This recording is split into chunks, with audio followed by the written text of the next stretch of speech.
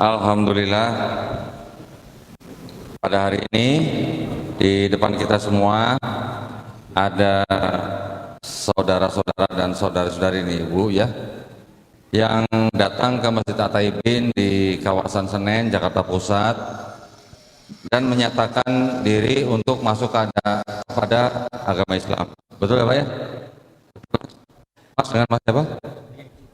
Mas Riaji. Bapak Suhaya, Ibu, mohon maaf Bu, Ibu Sonya, Ibu Meske ya. Oke. Alhamdulillah. Saya kenal dengan Pak Suhaya ini, ya. Pak Suhaya ini kita bertemu kira-kira sebulan yang lalu ya Pak ya, di Ciranjang ya, Cianjur, sekitar Bandung. Waktu itu saya datang ke rumah beliau, saya bertemu dengan mendiang istri beliau ya, betul Pak ya. Pada waktu itu kita ada pembicaraan mengenai keyakinan mendiang istri beliau, dan walaupun pada saat itu mendiang sudah menyatakan bahwa keyakinannya ada kejanggalan, namun ketika beliau saya ajak untuk masuk Islam, beliau waktu itu masih bertahan nanti saja, nanti dulu katanya gitu ya Pak ya, dikarenakan saudara-saudaranya mungkin masih belum bisa menerima dengan baik. Saya waktu itu bilang bahwa kita tidak pernah tahu kita hidup sampai kapan ya. Saya kembali ke Jakarta, 2 hari kemudian saya mendengar kabar beliau sudah berpulang ya. Nah, alhamdulillah suami daripada beliau Pak Suhayani datang hari ini ke sini, alhamdulillah untuk menerima Islam. Jadi alhamdulillah Pak Suhaya masih diberikan kesempatan ya Pak ya. Amin, alhamdulillah. Baik, kalau ini Mas Riaji masih muda nih, generasi milenium. Ibu, mohon maaf Bu, dengan Ibu siapa? Ibu Sonya. Ibu Sonya bisa datang ke sini untuk masuk Islam. Info dari mana Bu? Dari Bu Widya. Oke. Kalau Bu Miske dari Pak Stanley ya. Alhamdulillah. Jadi memang keempat saudara kita ini sudah mempunyai keinginan yang kuat untuk masuk ke dalam agama Islam. Baik, saya ada pertanyaan ya, yang nanti minta Pak Suhaya, Mas Riaji, Ibu Sonya, Ibu Miske jawab dengan sejujur-jujurnya ya Bu ya. Apakah Pak Suhaya, Mas Riaji, Ibu Sonya dan Mbak Miske ini mau masuk Islam atas kemauan sendiri atau ada paksaan? Sendiri mau masuk Islam. Atas kemauan sendiri Mbak. Kemauan sendiri. Alhamdulillah. Kemauan sendiri. Alhamdulillah. Jadi tidak ada yang memaksa ya Pak ya? Baik. Karena di dalam Islam tidak ada paksaan ya. La ikraha fidin.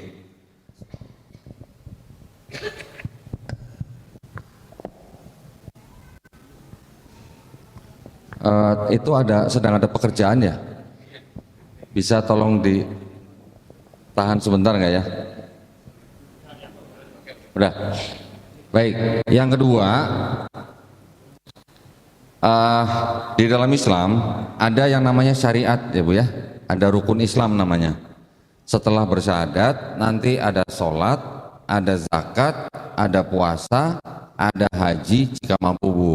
Ya jika mampu. Tetapi sholat, zakat, puasa itu adalah wajib ya. Haji jika mampu. Apakah Pak Syuhada, Mas Riaji, Ibu Sonya, Mbak Miske berjanji di hadapan kita semua akan melakukan syariat tersebut? Mau melakukan.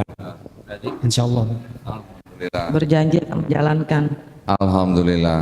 Berjanji untuk menjalankan. Alhamdulillah. Baik, kalau begitu tidak ada lagi yang menghalangi bapak-bapak dan ibu-ibu untuk mengucapkan 2 kalimat syahadat ya. Baik, kalau begitu untuk efisiensi waktu kita sekaligus saja bersama-sama kita angkat telunjuk kita, jari telunjuk kita, menandakan bahwa kita hanya mentauhidkan Allah Subhanahu wa taala. Ya. Sudah paham ya, Bapak Ibu ya? Nanti diikuti kata-kata saya dalam bahasa Arab, kemudian diikuti dengan bahasa Indonesia. Baik. Bismillahirrahmanirrahim. Asyhadu, tolong diulang. Asyhadu Asyhadu. Bareng-bareng Bu ya. Asyhadu Asyhadu alla ilaha Alla alla ilaha ilaha illallah illallah illallah wa asyhadu wa asyhadu wa asyhadu asyhadu wa asyhadu wa asyhadu wa asyhadu washahadu oh wa washahadu wa ashadu wa asyhadu wa ashadu wa asyhadu diulang wa Bu ashadu wa asyhadu wa ashadu wa ashadu perlahan Bu wa Ibu ikutin saya wahashadu ikutin saya Bu ya wa wahashadu ya anna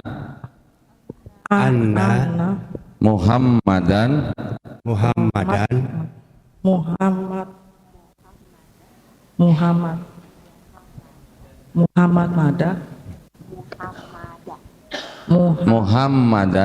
Muhammadan Rasulullah Rasulullah aku bersaksi tiada Tuhan selain Allah dan aku bersaksi Nabi Muhammad adalah utusan Allah. Takbir.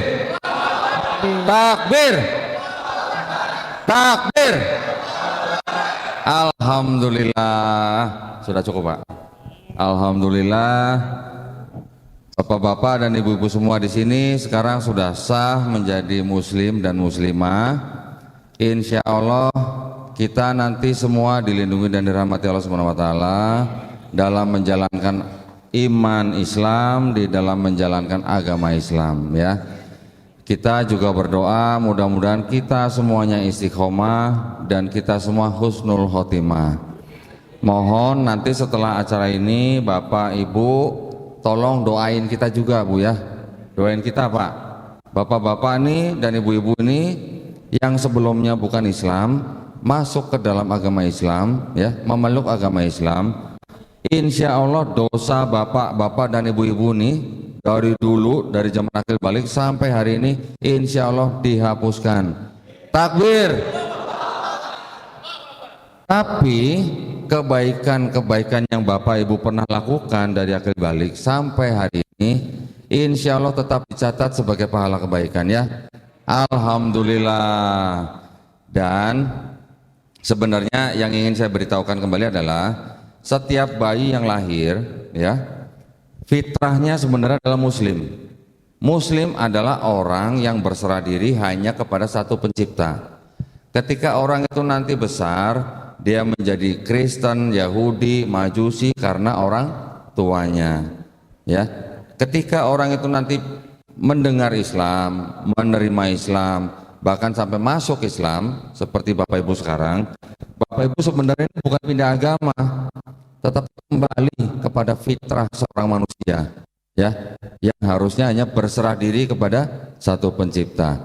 Alhamdulillah senang sekali bisa mendapatkan saudara baru dalam iman. Mohon Ustadz siapa? Haris, mohon bantu mendoakan kita semua.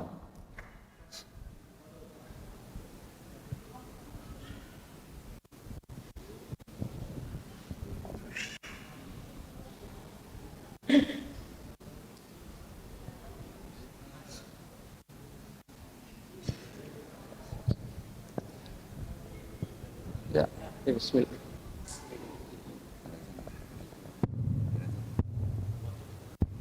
Bismillahirrahmanirrahim. Alhamdulillah pada sore hari ini ada 5 Bu ya? 5 ya? Oh 4. Mudah-mudahan bulan yang penuh berkah dan bulan yang istimewa tentunya dari bulan-bulan yang lainnya. Mudah-mudahan bertambahnya saudara kita atau masuk Islam saudara kita menambah keyakinan kita bahwa Islam itu memang agama yang penuh misteri dan penuh penasaran, sehingga kalau nggak dikunyah secara baik itu orang tidak mengerti rasanya. Mudah-mudahan diteguhkan iman Islamnya Bapak Ibu. Amin. Dan diberikan keistiqomahan, dan tentunya sekali lagi tadi disampaikan oleh Kodendi bahwa Bapak Ibu hari ini menjadi orang yang insya Allah mustajab doanya. Amin. Jadi Bapak Ibu yang sekarang masuk Islam, gunakan waktu yang mungkin tidak lama, karena mu'alafnya jangan keterusan. Karena kemarin kami ketemu seorang ibu sama anak, saya tanya, bapaknya gimana sholat enggak? Bapaknya mu'alaf Pak Ustadz. Sudah berapa tahun? 15 tahun mu'alaf. Oh, ini mau bukan mu'alaf lagi, saya bilang gitu. Mu'alaf itu sebentar aja, jangan lama-lama gitu. Jadi mustajab doanya, maka Bapak Ibu pergunakan, apalagi menjelang buka puasa nanti itu, terserah minta doa apa saja, minta kaya boleh, minta sehat, apalagi minta keteguhan iman, kemudian minta dijauhkan dari fitnah, itu juga penting juga, dan ketabahan memegang iman ini. Karena memang mungkin dari teman-teman yang ada riwayat sebagainya, itu tentunya bisa pelajaran agar kita biar anteng jalannya begitu. Mari kita doakan saudara kita, mudah-mudahan Allah Subhanahu wa taala memberikan ijabah dan keberkahan di bulan Ramadan ini. Ala hadinah wa ala kulli al-Fatihah. A'udzu billahi minasyaitonir rajim. Bismillahirrahmanirrahim. Alhamdulillahirabbil alamin. Arrahmanir rahim. Maliki yaumiddin. Iyyaka na'budu wa iyyaka nasta'in. Ihdinas siratal mustaqim. Siratal ladzina an'amta 'alaihim ghairil maghdubi 'alaihim waladdallin. Amin. Hamdan syakiran hamdan yu'afihi ni'ama yukafi mazidah. Rabbana lakal hamdu kama yanbaghi li jalalika wa 'azimi sultanik. Allahumma taqabbal minna salatana wa qiyamana wa rukuna wa sujudana wa jami' a'malina ya mujibas sa'ilin. Allahumma ya muqallibal qulub tsabbit qulubahum ala dinik. Allahumma ya muqallibal qulub tsabbit qulubana ala dinihim. Allahumma ya muqallibal qulub tsabbit qulubahum ala dinihim. Allahumma a'inna ala dzikrika wa syukrika wa husni ibadatik. Allahumma fir lana dzunubana wa israfana fi amrina wa tsabbit aqdamana wa ansurna 'alal qaumil kafirin. Ya Allah, berkahi kami semua yang ada di sini, berikan kami keistiqomahan dalam iman dan Islam, dan berikan kami kebaikan-kebaikan dalam Islam, dan khususnya saudara kami yang baru masuk Islam. Ya Allah, bimbing mereka, kuatkan iman Islamnya, dan jauhkan mereka dari keburukan-keburukan. Tentunya mereka adalah yang baru, berilah keistiqomahan dalam belajar tentang agama ya Allah. Allahumma ighfiril mu'minin wal mu'minat wal muslimin wal muslimat al ahya'i minhum wal amwat. Rabbana atina fid dunya hasanah wa fil akhirati hasanah wa qina adzabannar. Walhamdulillahi rabbil alamin. Assalamualaikum warahmatullahi wabarakatuh.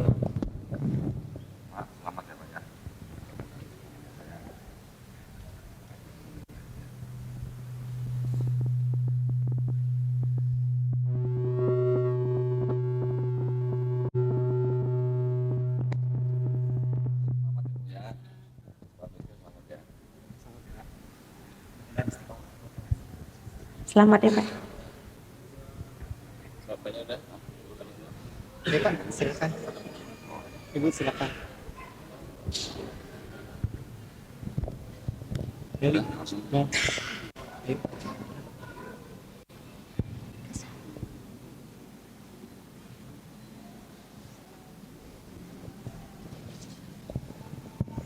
Kursi. Insyaallah.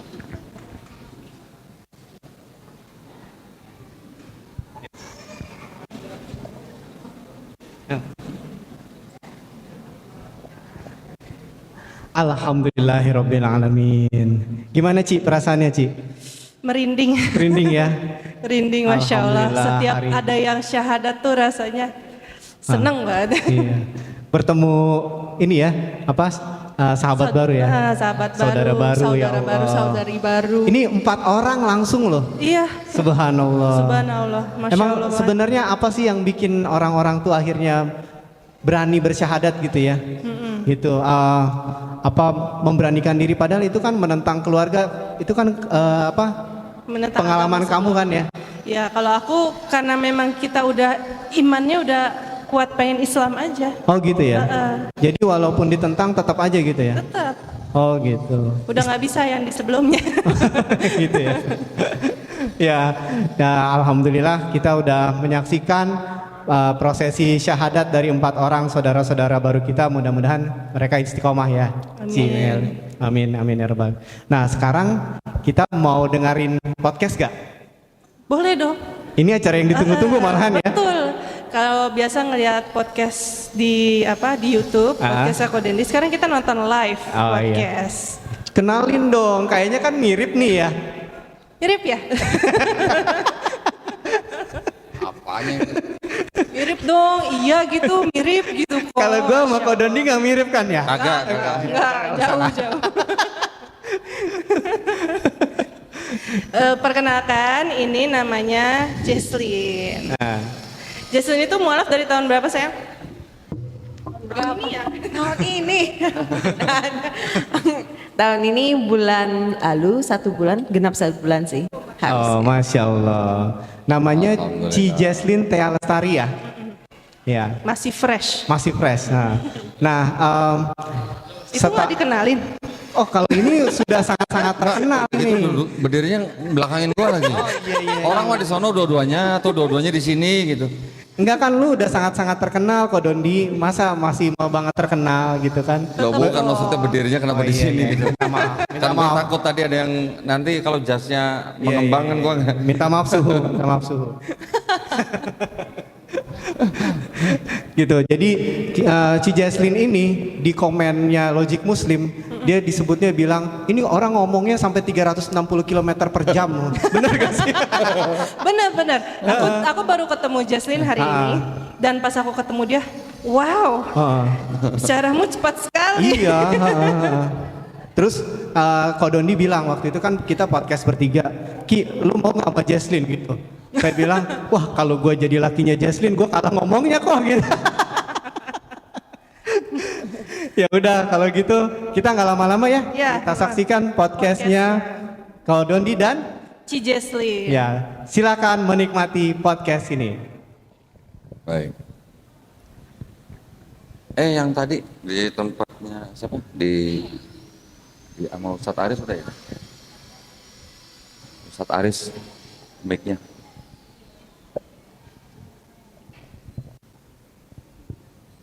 Masya Allah nih mic-nya udah kayak di speaker corner aja.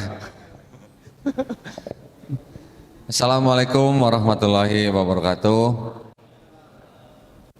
Alhamdulillahirabbil alamin wassalatu wassalamu ala Rasulillah. Untuk kesekian kalinya nih, Jess. Assalamualaikum. Waalaikumsalam kok. Untuk kesekian kalinya kita podcast lagi nih, ya. Mudah-mudahan ada manfaatnya ya, buat kita juga buat yang dengerin ya. Amin. Alhamdulillah, Jesslyn ini sebagai seorang cindo, cindo mualaf gitu ya. Apa? Oh, narsis. Ini kenapa MC jadi pada ngomen-ngomen sih? Alhamdulillah, kita tidak bisa lahir milih sebagai cindo, nggak bisa, ya. Saya nggak bisa mau lahir milih, aku mau lahir jadi cindo nggak bisa, ya. Begitu juga Jesslyn, begitu juga Melisa, begitu juga yang lain. Saudara-saudara kita yang semua ada di sini tidak bisa milih untuk lahir jadi suku dan ras tertentu, betul? Betul ya? Kayaknya yang bisa milih untuk lahir jadi ras tertentu kayaknya Tuhan ya kayaknya. Ya Tuhan yang menentukan. Oh, bukan kan di sebelah ada yang lahir jadi ras tertentu ada kan? Itu agak sih. Belum nyambung. Enggak, itu nanti itu bahasan lain ya, bahasan kristologi. Tetapi gini, tadi saya bilang kita sebagai manusia kita tidak bisa memilih untuk lahir menjadi suku dan ras tertentu, betul ya? Tetapi kalau mungkin memilih agama bisa, tapi milih suku dan ras tidak bisa. Kita juga mau memilih orang tua kita turunan apa juga nggak bisa, betul ya? Jadi artinya apa? Kita semua di bumi ini, di dunia ini diciptakan dengan suku dan ras yang berbeda-beda. Tujuannya adalah untuk apa? Saling mengenal, saling berkasih sayang, ya, saling mengingatkan, saling menasehati. Untuk apa? Untuk kita selalu mengingatkan supaya kita mendekatkan diri kepada Allah Subhanahu wa taala. Bukan begitu ya? Nah, sekarang untuk ketiga kalinya nih sama Jesslyn nih. Kayaknya udah nggak perlu dikenalin ya, Jesslyn ini orang dari mana gitu, perlu nggak? Kayaknya nggak usah. Nggak usah ya? Mungkin udah banyak ya. Pokoknya kita tahunya Cina Kuntian aja pokoknya. Ya weh, Cina Pontianak deh. Yang gampangnya Cina Kuntian gitu ya. Iya. Nah, saya mau coba gini. Kalau biasanya mungkin kita sudah berapa kali podcast, kita ngomongin hal yang kurang lebih sama sebenarnya. Iya. Tetapi mungkin kalau sekarang saya mau nanya beberapa hal yang mungkin kalau Jesslyn juga nanti jangan sampai mengkerunyutkan dahi gitu ya. Contoh begini. Kenapa Jesslyn akhirnya memilih agama yang Tuhannya nggak kelihatan, yang sebelumnya Tuhan Jesslyn tuh bisa jadi manusia gitu? Udah itu pertanyaannya. Silakan. Oke. Kirain ada komanya kan, saya nungguin komanya Nggak dikasih mana. time code, langsung aja. Jadi begini ya, kan dengan kata kenapa milih Tuhan yang tidak ada bentuknya, yang tidak bisa kita lihat kan, yang hanya bisa kita percaya, betul? Yang kita bisa junjung tinggi. Pertanyaan kembalinya, retorikanya adalah bagaimana bisa ada manusia yang menggambarkan muka Tuhan pada awalnya di ajaran saya sebelumnya? Apakah mereka pergi ke surga dan kembali lagi dan kemudian menggambarkan muka Tuhan di mana Tuhan Yesus? Kan itu tidak masuk akal, logika tidak akan sampai, betul? Berarti yang sebelumnya sudah dipastikan secara logically fail. Alhamdulillah, jawabannya tepat ya. Dapat nilai berapa? Dapat nilai berapa? Oh 100. Logically fail. Nah, terus gini, kenapa Jesslyn mau masuk agama yang sholatnya sehari 5 kali, belum lagi nanti sholat-sholat yang sunnah, ya kan? Dibanding dengan dulu yang mungkin kebaktiannya seminggu cukup sekali, ya doa mungkin bisa jam berapa aja, tapi kebaktiannya cuman seminggu sekali. Wajibnya hanya seminggu Wajibnya sekali. seminggu sekali. Kenapa mau ke agama yang sholatnya sehari 5 kali, belum plus sunnah gitu? Kan repot gitu.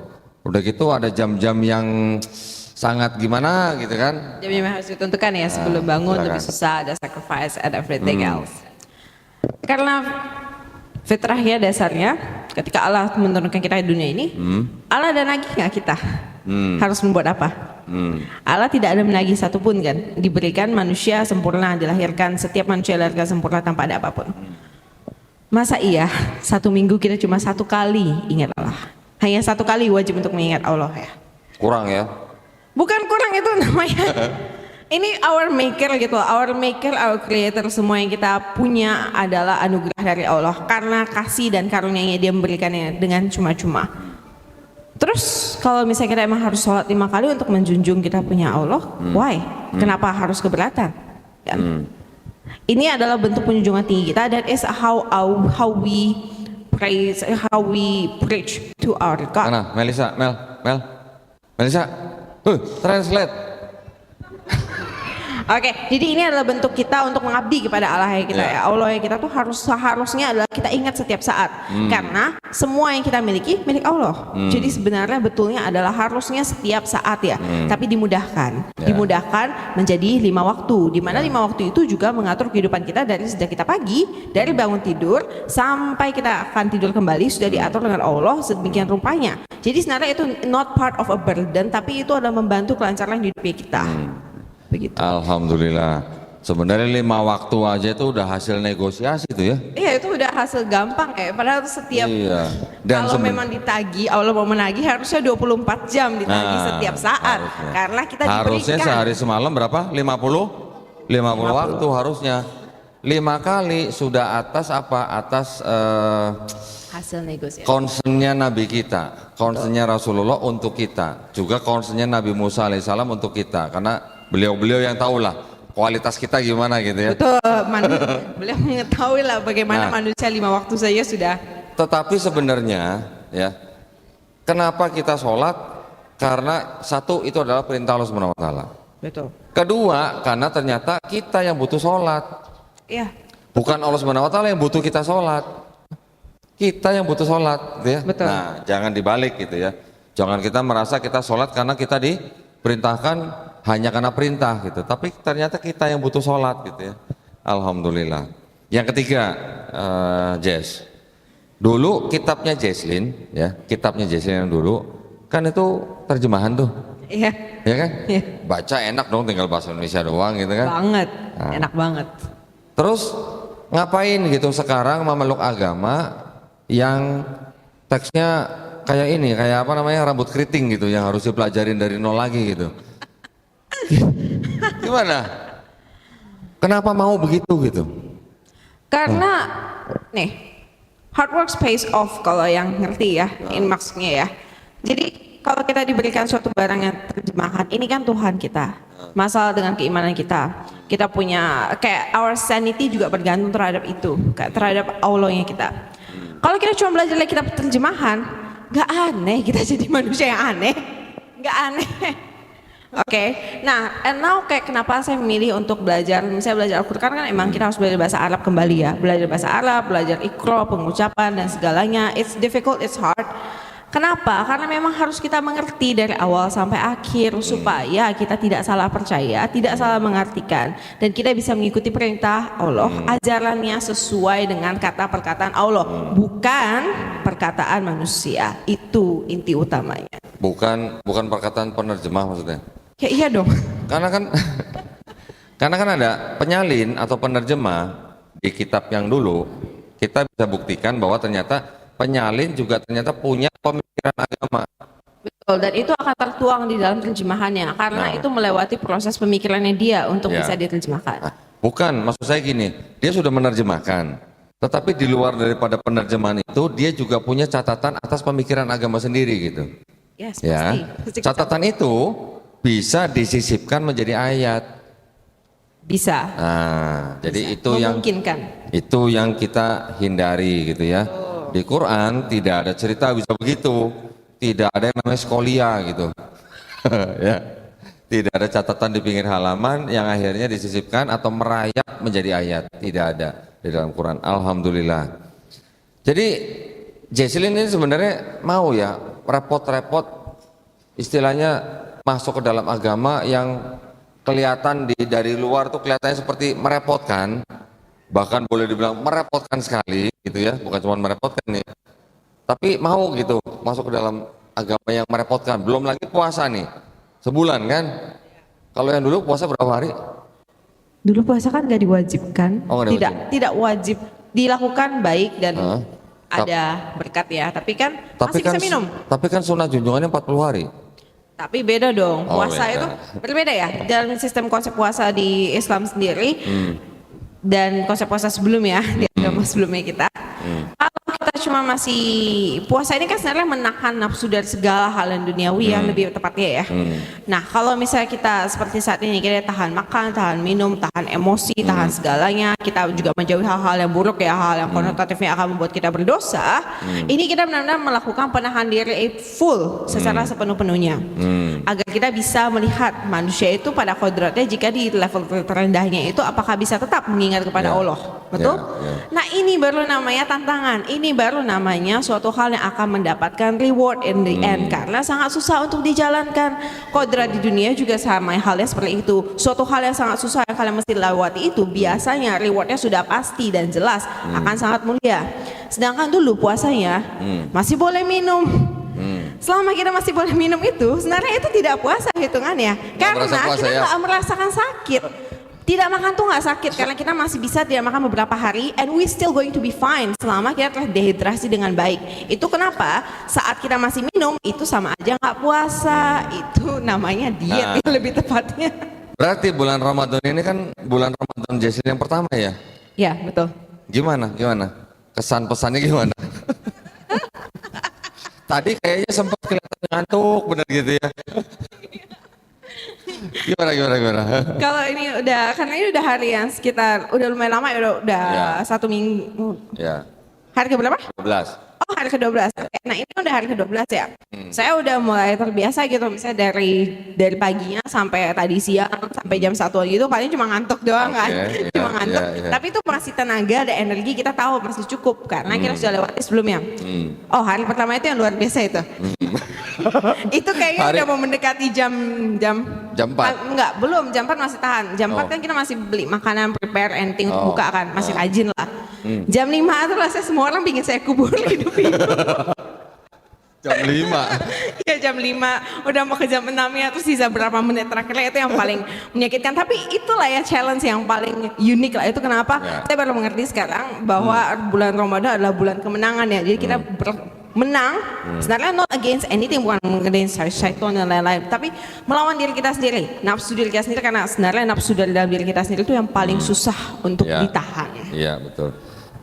Hari-hari pertama biasanya badan kita apa ya namanya adaptasi lah. Iya, masih ada, Ya. jadi agak shock gitu. Adaptasi, kaget gitu, kaget. Betul.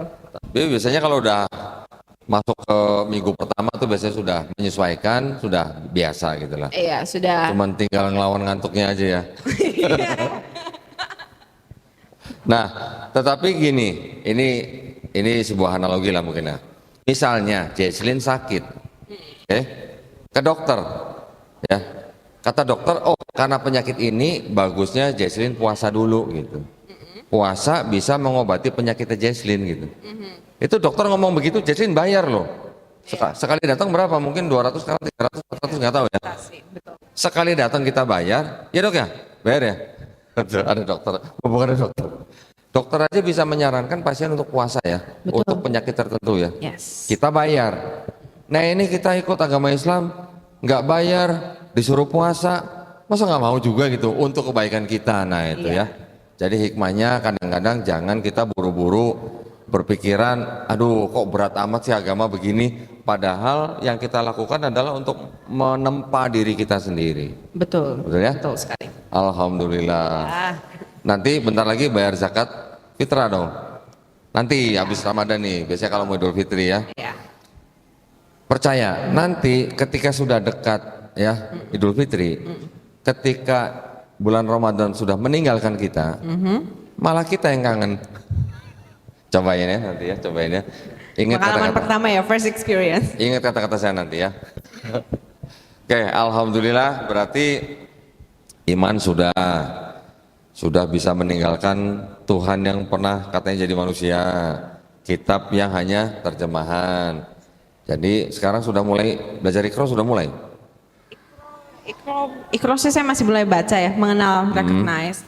Tapi Latin iya, Latin untuk penghafalan surat. Oh, Latin. Ya, Iqronya juga harus ya, Iqronya. Insya Allah mudah. Kalau Insya buat Allah. orang yang sudah bahasanya 200 km per jam kayak begini, insya Allah mudah. Malah nanti insya Allah bisa jadi guru Iqra nanti. Insya Allah, Insya 1 Allah tahun ya. ya kita coba. Enggak lah, lama amat. Nanti insya Allah bisa cepet. Enggak, kalau Iqronya aja bisa nanti jadi guru Iqra bisa. Udah ngajar bahasa Inggris, bahasa Mandarin. Coba, bahasa Mandarin juga susah kan? Susah lah. Nah iya makanya, bahasa Mandarin susah apalagi istilahnya Iqra terlalu seperti bahasa Mandarin. Kalau bahasa Mandarin, satu kata kan satu karakter. Ya kan? Satu karakter, satu pingin, satu nada. Nah, belum lagi kalau cara ngomongnya. Kalau nadanya datar artinya apa, nadanya naik artinya apa, nadanya Betul. turun artinya apa, betul? Betul. Jauh lebih susah bahasa Mandarin daripada bahasa Arab. Tetapi kekayaan kosakatanya nanti boleh diadu. Iya. Ya, kosakata bahasa Arab itu sangat banyak. Oke, nah ini mungkin kalau biar nggak ngantuk nih, biar nggak ngantuk. Gimana kalau hadirin di sini langsung bertanya gitu misalnya sama Jesslyn. Gimana, setuju nggak? Hah, setuju ya? Setuju.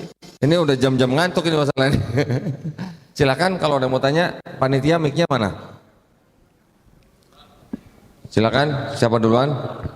Ada yang mau bertanya? Kita awal itu dulu ya. Satu dari Ikhwan, satu dari Akhwat. Ya, gantian. Itu tuh tadi Bapak itu dulu tuh. Ya. Silakan.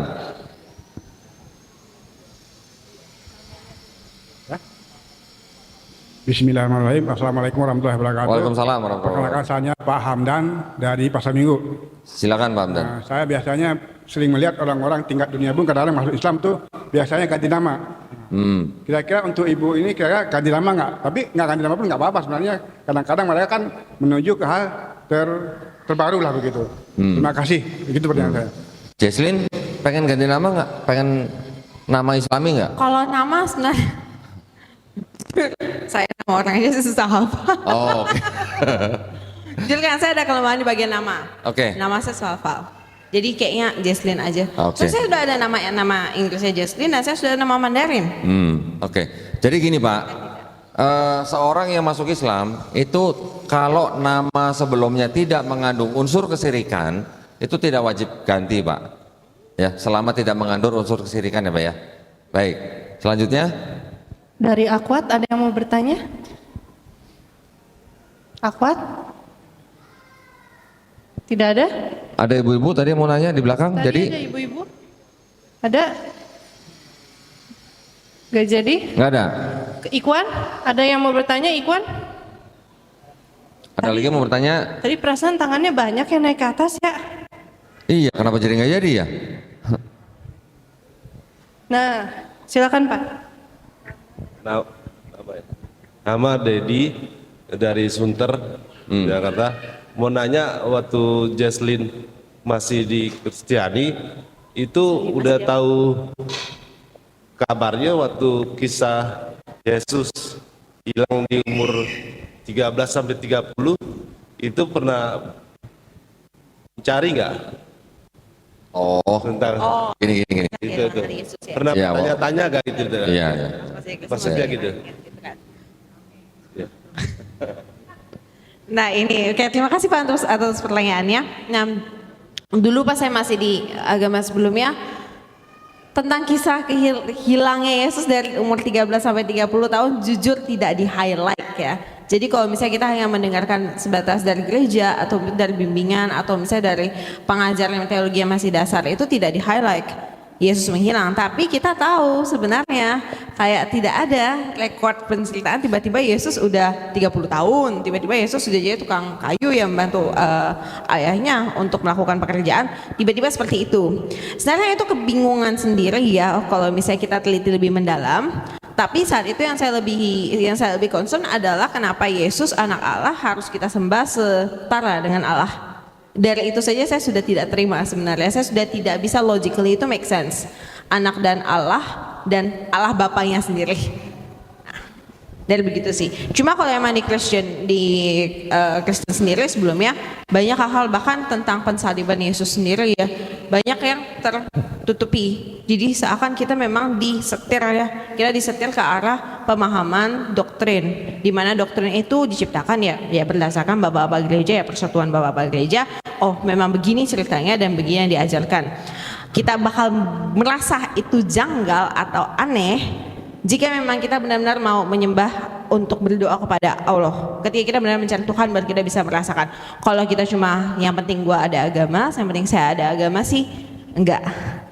Most Christian akan doesn't feel kayak mereka nggak akan merasa seperti disetir. Begitu Pak. Saya tambahin ya. Sebenarnya ada beberapa kisah tentang yang disebut dengan Yesus Kristus ketika dia masih remaja gitu. Sebenarnya ada gospel-gospelnya, cuman tidak masuk ke dalam Bible. Karena Bible itu kan adalah kitab-kitab yang dipilih oleh bapak-bapak gereja pada saat awal-awal mereka terbentuk gitu. Ada gospel-gospelnya yang bahkan di dalam sebuah gospel judulnya The Infancy Gospel of Thomas. Di situ diceritakan Yesus menciptakan burung dari tanah liat hidup, mujizat gitu. Sama dengan di Quran sebenarnya. Di Quran juga ada kisah begitu, ayat begitu. Nah, tetapi gospel itu tidak masuk dalam Bible. Tidak dipilih atau tidak istilahnya dikanonisasi oleh bapak-bapak gereja pada waktu itu. Gitu ya. Nanti ada juga penulis lain yang mengatakan bahwa Yesus ketika sudah pemuda mengikuti pedagang pergi ke India katanya. Ada yang bilang begitu. Menulis buku seperti itu. Nanti sampai akhirnya ke Tibet, ke Nepal.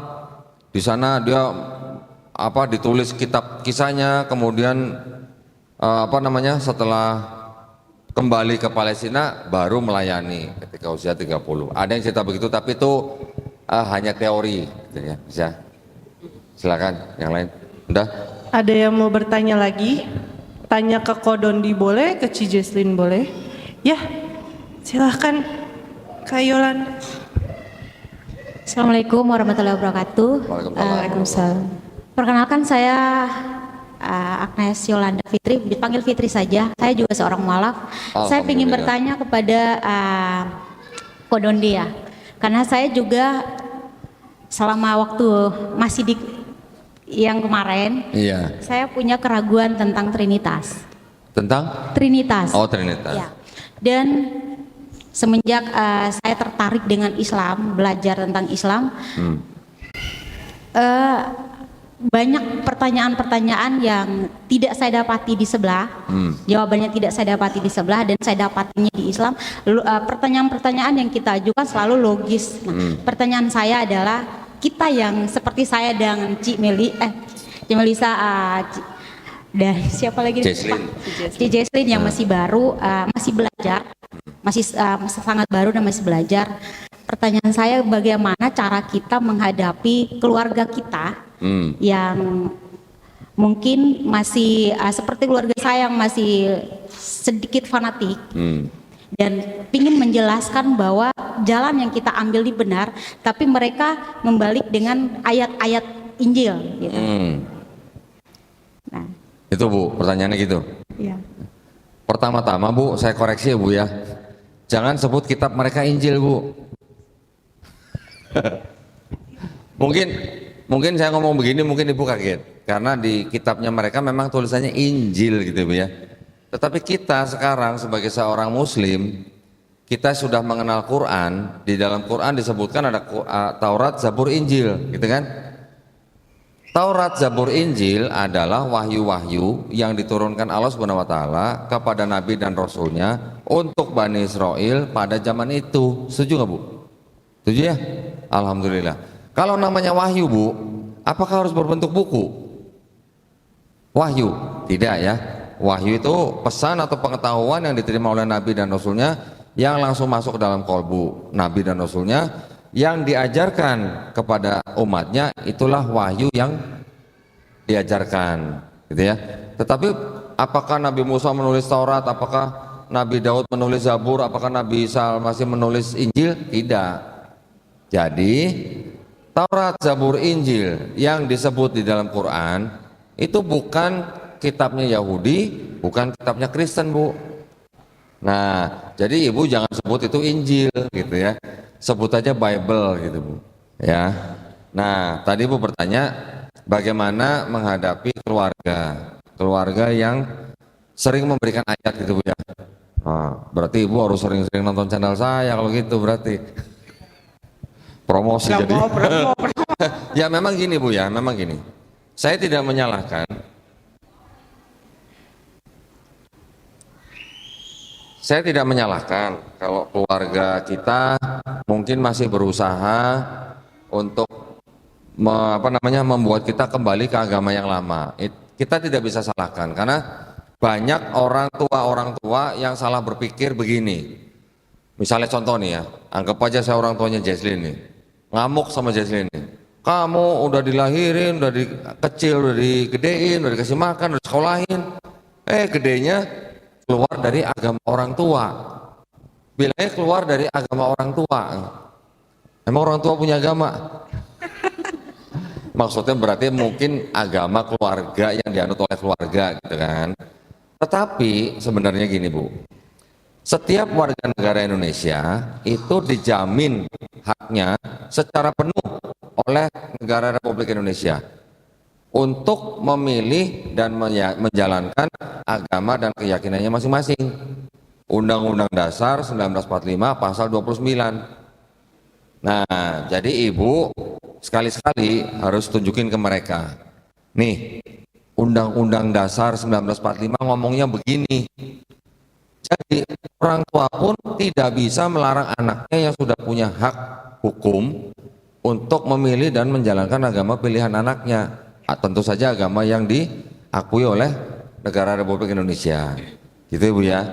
Sekali-sekali tunjukin Bu, pasal 29.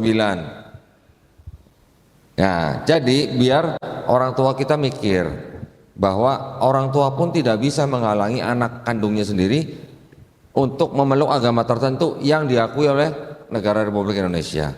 Ya Bu ya.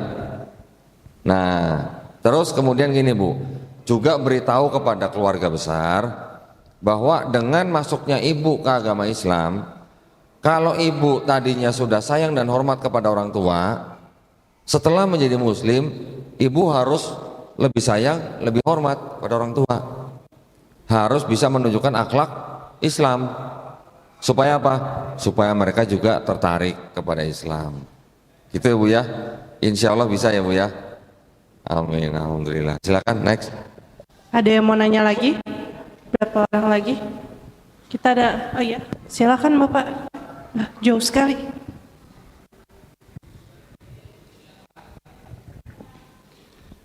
Assalamualaikum warahmatullahi wabarakatuh. Saya Andi Esteban mewakili API Jabodetabek di bawah asuhan Gurunda Zuma. Bertanya sedikit kepada Uti Jaslin ya. Selamat atas masuknya kembali ke agama yang benar, agama Islam. Yang saya ingin tanyakan, planning apa yang Uti rencanakan dalam jangka pendek, menengah, dan jangka panjang? Menikah, betul. Silakan. Rencana pendek, menengah, dan panjang ya. Kalau untuk mungkin saya dari rencana pendek dulu deh. Oke, nah untuk rencana pendeknya saya, sementara saya masih dalam pencarian guru. Alhamdulillah saya sudah dapat guru untuk bahasa Arab dan saya masih mencari guru ngaji dan guru keislamannya karena biasanya same person bisa ya untuk mengajari dan saya juga masih menyesuaikan karena sebelumnya jujur saya ini kan Cina banget. Baru tahu ya? Baru tahu? Iya, baru sadar. Baru sadar. Tahu sadar enggak ya? Oke, jujur saya lumayan Cina Indo banget yang we are very economically productive. Nah, itu kata yang baiknya tuh. We are economically productive. Jadi saya Senin sampai Minggu itu jadwal saya semuanya kerja. Semuanya kerja. Bagus dong kok kerja rajin produktif ya. Cuma ya lama-lama bisa agak-agak melenceng ke jadi sesuatu sih. Jadi saya mulai kurangi, saya mulai stabilkan sih. Saya mulai menstabilkan kembali di mana ada waktu-waktu di mana saya memang belajar antara saya belajar pengetahuan Islam dan lain-lain dan juga saya belajar cara-cara berdakwah dan dari gurunda-gurunda misalnya dari Kodondi dan kawan-kawan yang lainnya yang sudah sangat experience di dunia dakwah sendiri ya.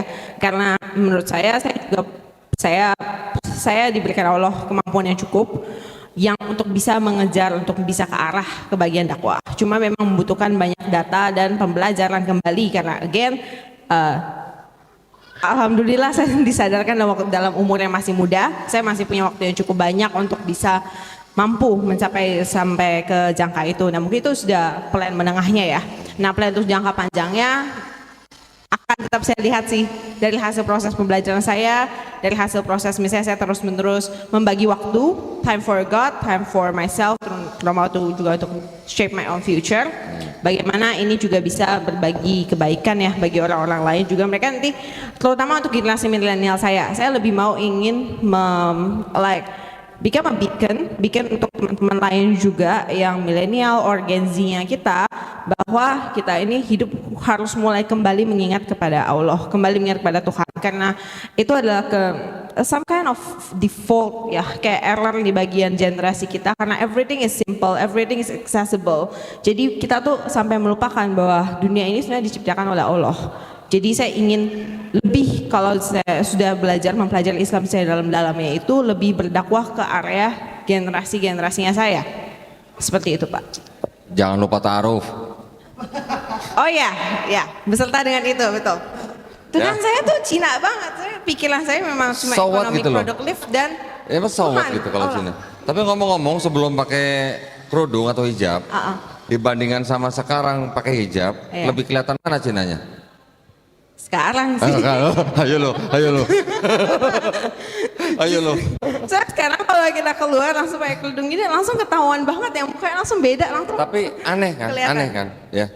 Kalau nggak pakai hijab, ya oke lah Chinese, tapi mungkin nggak terlalu kelihatan gitu. Tapi begitu pakai hijab, kok nampak langsung kelihatan ya? Iya, tambah muncul Aneh ya? gitu, agak mencolok ya. Tambah Oh ya. dilihatin orang. Tambah Tarawih dilihat- pertama saya juga ini kok saya tiba-tiba muncul di masjid gitu kan, terus fullnya nggak ada Cina, terus datang pakai warna putih lagi ya ininya mukanya begini kan. Pas selesai tarawih saya mau salaman ya orangnya cancel. Iya. Orang asing. Dulu dia juga begitu dulu. I dia. can relate. Iya begitu I ya. can relate. Jadi sebenarnya lebih tampak Cina ya sekali memakai kerudung begitu. Baik, silakan next. Ada yang mau bertanya lagi? Untuk Kodondi atau Ci Jesslyn? Silakan.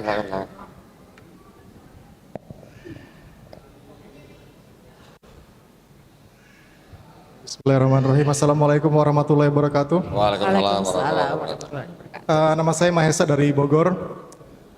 Saya mau nanya ke Kodondi dan Ci Jesslyn, apakah selama di Kristen itu ada orang-orang yang sebenarnya tahu gitu kalau Kristen itu ada kejanggalan dan Islam itu adalah agama yang sepertinya benar gitu di pikiran mereka, tapi mereka tuh masih takut untuk jadi mualaf gitu.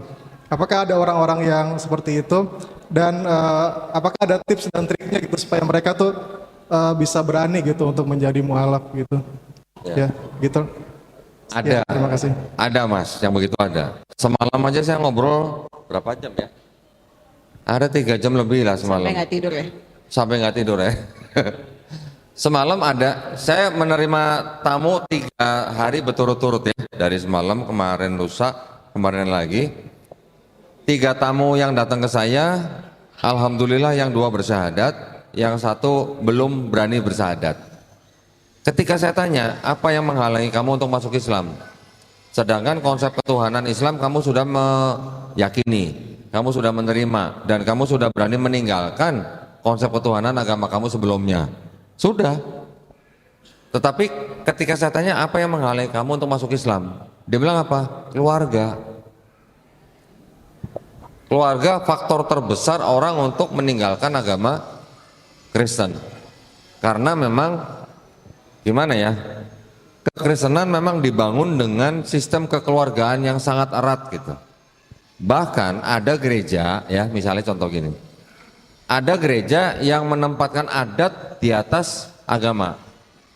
Oke, yang kedua, ada gereja misalnya jemaatnya satu keluarga nih, ada 5 orang misalnya, suami istri 3 anak misalnya.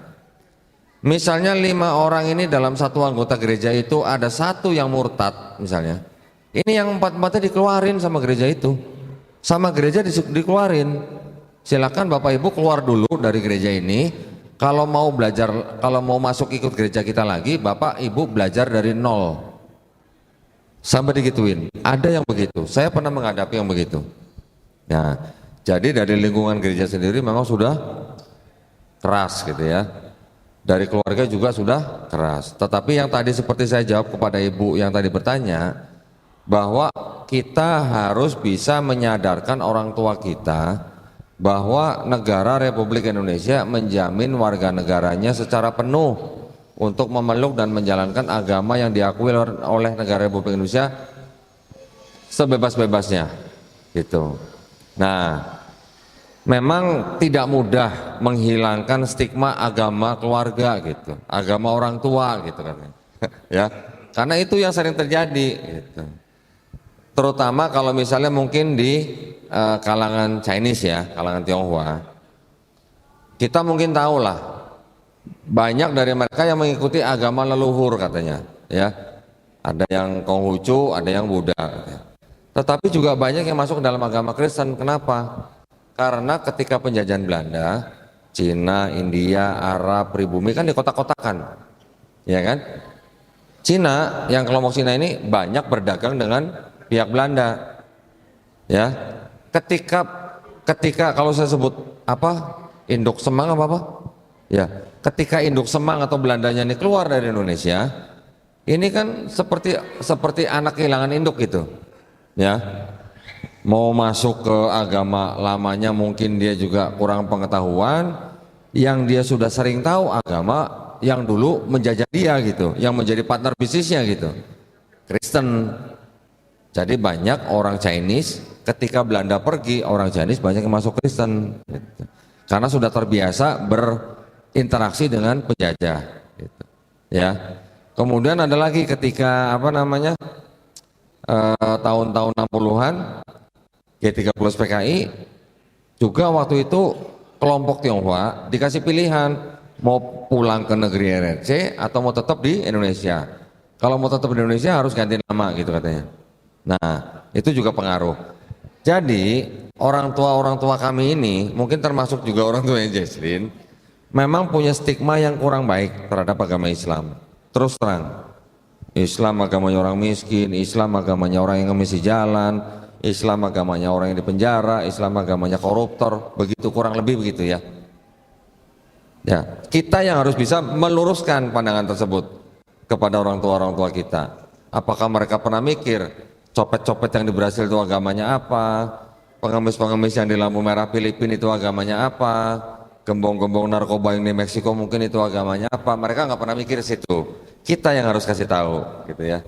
Nah, insya Allah mudah-mudahan menjawab pertanyaan. Oke. Silakan yang lain atau sudah cukup waktunya? Udah belum Mel? Sampai jam berapa? Untuk podcast sudah waktunya? Udah cukup?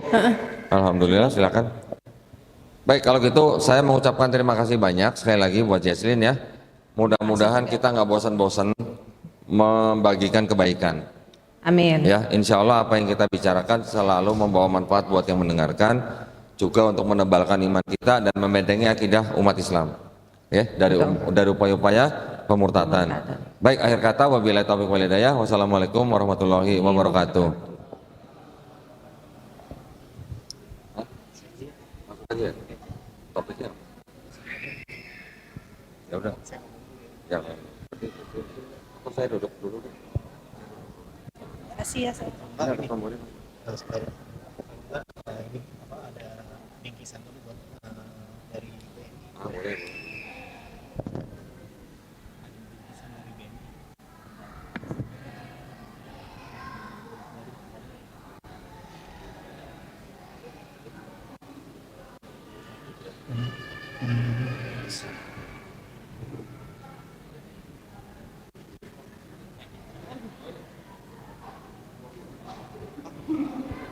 Mau takdir bingkisan ya? Kalau malam ya Pak? Iya. Ini saya panggil ya Pak? Boleh. Iya. Sekarang ya Pak? Boleh ya. Mas tolong dong malam yang tadi Mas mau dipanggil buat kasih bingkisan aman. Yang tadi dipanggil.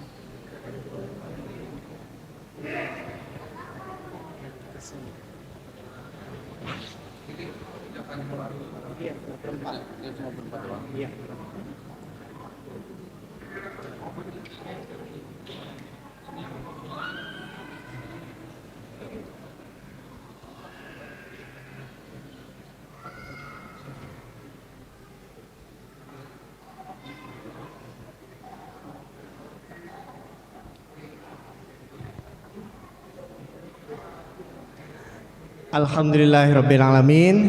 Telah kita saksikan podcast dari Kodondi dan Ci Jesslyn. Gimana menurut Ci Melisa? Aku bisa relate. Banyak relate-nya. Relate ya? Dari keputusan-keputusan menjadi mualaf ya Ci ya? Iya betul. Apa yang dia rasakan rata-rata aku rasakan dulu, tapi udah lama. Tapi kayaknya kalau lo masih itu ya, masih banyak yang harus diselesaikan ya dengan orang tua ya? Iya, masih dilepeh sama orang tua. Aduh, pelan-pelan ya. Pelan-pelan ya. Nah, untuk jamaah semua nih kira-kira gimana tadi podcastnya apa Ci Jesslyn dan Ko Dondi nih? Seru ya? Bagus ya? Alhamdulillah. Jadi kita bisa memandang agama dengan logika gitu.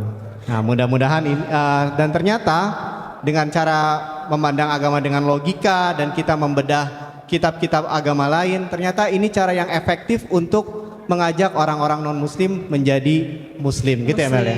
Kita ngajak login yuk gitu. Ayo. Nah hari ini yang tadi bersyahadat akan mendapatkan bingkisan nih. Ya, bingkisannya nanti. Bingkisan dari UPZ BNI, yaitu Unit Pengelola Zakat Bank Negara Indonesia. Jadi kami panggilkan tadi yang bersyahadat, yang 4 orang saudara-saudara kita. Ayo. Silakan. Kak Meiske, Pak Ibu Sonya. Assalamualaikum Bu Sonya. Ayo Bu Sonya. Yang bersyahadat maju yang lagi, bersyahadat ayo. tadi.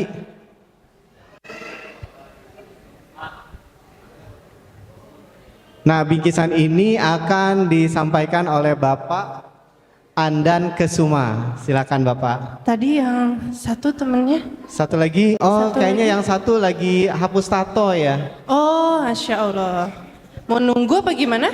Diwakilkan saja boleh ya? Diwakilkan oleh. Oh, udah selesai. Oh, ini dia nih. Silakan Pak. Nah, mungkin ada yang mau disampaikan dulu ya Pak ya? Oke.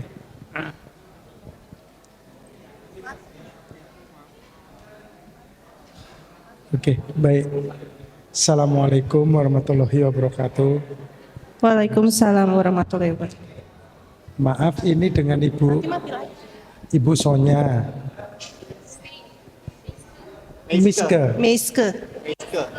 Miske. Pak Suwaya, Pak siapa? Regi, iya.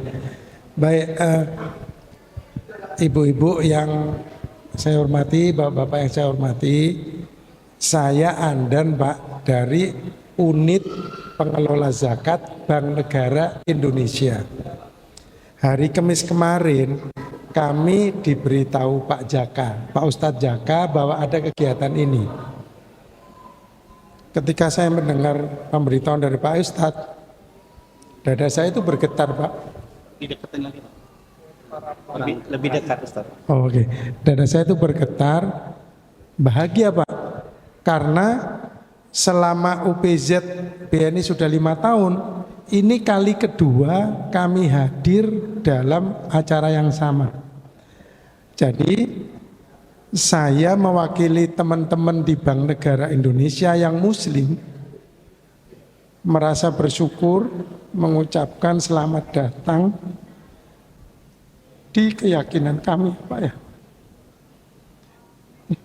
Ini saya membawa titipan dari teman-teman kepada Ibu dan Bapak. Maaf jangan dilihat harganya Pak, tapi ini kami berikan dengan rasa tulus dari kami untuk Ibu semuanya. Gitu ya. Mbak siapa Mbak? Meiske. Nama lengkapnya siapa ya Mbak? Mbak Miska aja. Oh enggak. Soalnya kalau enggak salah Ibu Sonya Keiza Aprilia ya? Oh beda. Beda Pak. Oh beda. Beda ya? Oke. Tapi bukannya berlima ya Pak ya? Satu nggak datang. Oh satu nggak datang. Yang nggak datang siapa ya? Iya itu Keisa itu. Oh Keisa, oke. Baik. Tapi nggak apa-apa. Ibu, ini tulus kami berikan, Bapak, ini tulus kami berikan. Ini adalah saya Andan ya Bu. Saya Andan dari UPZ Basnas BNI. Kami itu komit. Tagline kami apa Bu? Menjadikan mustahi menjadi muzaki. Makanya Tadi siapa Pak? Siapa ini? Donditan. Pak Dondi. Pak Doni. Dondi. Dondi. Iya. Nah, Pak Dondi tadi kan sempat nyeletuk ya. Islam agamanya orang miskin ya. Iya. Nah, Ibu, Bapak, kami punya program untuk penguatan ekonomi. Kalau Bapak Ibu punya semangat untuk berusaha, berdagang, silakan komunikasi dengan kami, nanti bisa kami bicarakan. Kami tuntun Bu, kami bimbing untuk Bapak bisa berdiri di kaki sendiri. Pak, ada sekitar 40 petani kambing di Bekasi. Alhamdulillah sekarang sudah mampu membayar zakatnya.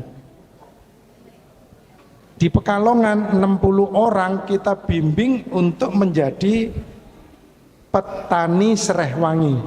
Alhamdulillah mereka juga sekarang sudah mampu membayar zakatnya. Bahkan kemarin ketika mereka sekolah, anak-anaknya sekolah, alhamdulillah mereka mengatakan, Pak, alhamdulillah sekarang kami ketika anak-anak sekolah, kita tidak berhutang lagi. Kita sudah punya penghasilan dari serai wangi. Kita dari pertanian, perkebunan, peternakan bebek, nelayan, kami ada semua Pak. Jadi Ibu Sonya, Mbak Miske, Pak Suhaya atau Pak Regi, ketika punya semangat untuk berusaha, monggo kita berkomunikasi supaya kita bisa membantu bapak-bapak dan ibu-ibu sekalian. Mungkin tidak usah terlalu lama. Masya Allah. Pak, Mbak Ibu, Bapak, ini yang kami berikan ini adalah perangkat sholat. Ada sajadah, ada mukena, ada hijab, ada peci, dan ada baju koko. Insya Allah ini manfaat buat bapak-bapak semuanya, lebih bisa mendekatkan diri kepada Allah Subhanahu Wa Taala, supaya kita sama-sama bisa menjadi orang-orang yang beruntung ya Mbak ya di akhir kemudian hari. Sekali lagi jangan dilihat nilainya ya Bu. Ini langsung diserahkan aja. Oh iya, sebentar. Mbak siapa ini? Pak Jaka mana Pak Jaka ya? Pak Jaka. Pak Jaka kesini dong.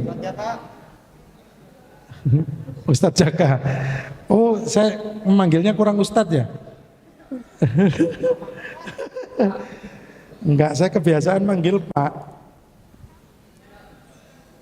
Saya sama Pak Ustadz Jaka itu Pak, berhubungannya itu kalau ada orang meninggal.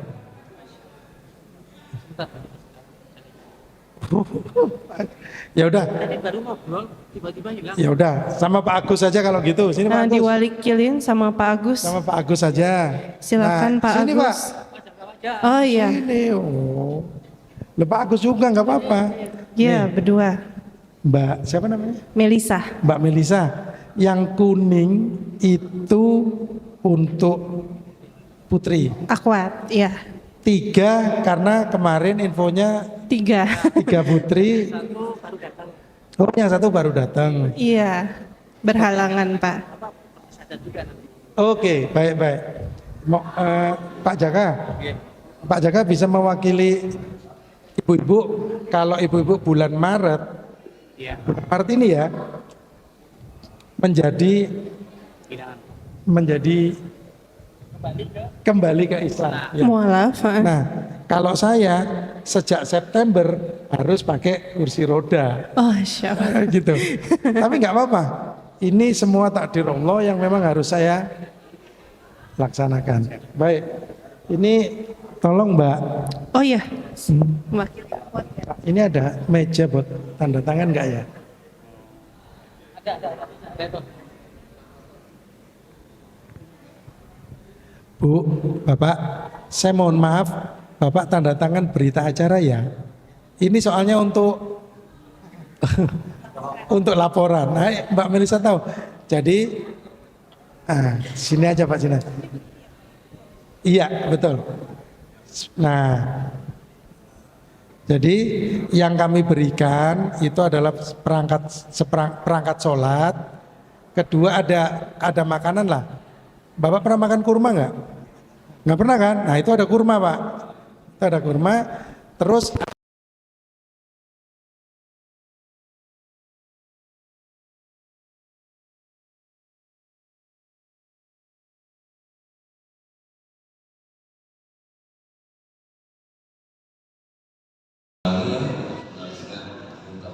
kalimat syahadat.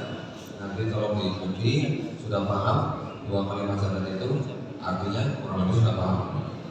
Alhamdulillah. Kalau diikuti kata-kata yang kita ucapkan, nanti kita lanjutkan dengan kalimat Indonesia ya. Bismillahirrahmanirrahim. Asyhadu. Lebih baik kita sambil berjalan karena sesama laki-laki. Ya, ikuti kata saya.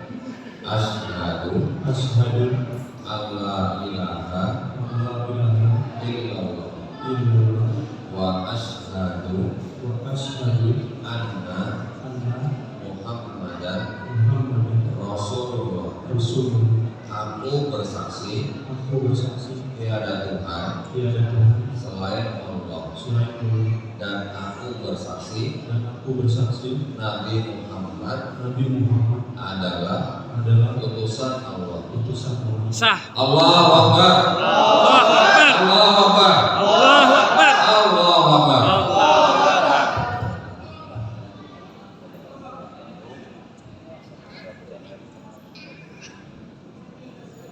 Alhamdulillah.